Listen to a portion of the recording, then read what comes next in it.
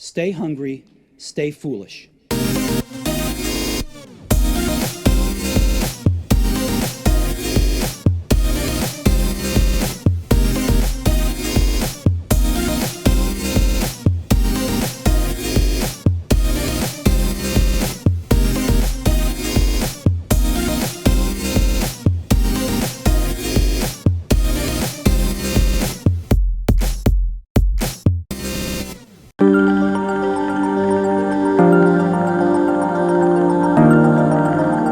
Welcome back to another episode of Innovation Bites, short, bite-sized chunks of innovation, and this one is a very, very special episode. We're here in the Greenway iconic office in St. Stephen's Green in Dublin, and I'm joined in person by one of the great friends of the show, Rita McGrath. Rita, you're very welcome. Oh, pleasure to be here, Aidan. I thought it'd be very topical for us, and please just take it away on this, because Meta, Facebook, I always think of Meta, you know, as just Facebook with one of those fake glasses and a moustache and a fake nose kind of going, we're not Facebook. So Meta, Facebook, and then Twitter has announced a load of layoffs as well. But I thought we'd focus on Meta and Facebook, because you have for years been calling out this business as a dud, maybe, perhaps, if you want to call it that, or maybe you'll take us through your concept of business. I support you with that as well. I actually think I don't like it as a business, and I've said it for many times, and I'm very saddened that people have lost their jobs as well, but it's not a good business, and maybe you'll take us through it. Yeah, so if you look at the businesses that in retrospect we realize as a society cause more harm than good, it takes a long time. So cigarettes. Go back to any movie from the 1920s and 30s. Everybody smoked. It was considered glamorous. It was considered lovely. And decades, the tobacco companies said, oh, no, it's no problem. Nothing to see here, no problem. And it took a long time before medical evidence became so overwhelming that people just said, okay, we've got to start making some adjustments to the business model behind these companies. And there are many like that. Automobiles, right? The auto companies fought like mad to keep safety measures from being implemented. Oh, incorporating seatbelts is going to bankrupt us. We can't change the way we formulate windshields so they don't shatter and slice people's heads off if they get into an accident. And. So here's the problem. Capitalism has these short-term reward mechanisms which can lead people to do things that are really not ultimately in society's best interest. And that's where you need to have some kind of counterweight. Now, the trouble is the counterweight tends to be a lagging phenomenon. It takes a long time before we catch up to these harms. So Facebook was founded in 2004 by Mark Zuckerberg, who was a brash young thing at the time.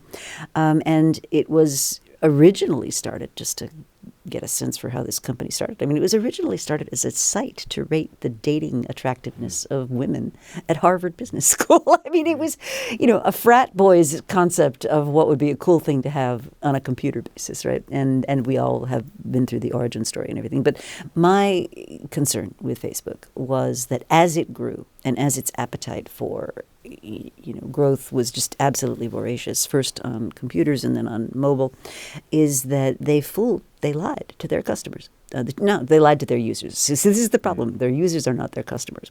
And so consumers were vastly unaware that every time I post that baby picture on Facebook, every time I say something about the party that I'm going to, every time I say what club I belong to or what religious affiliation I have or anything that's personal about me, Facebook is extracting that information and using it to place targeted advertising. So they're basically selling information about you to advertisers.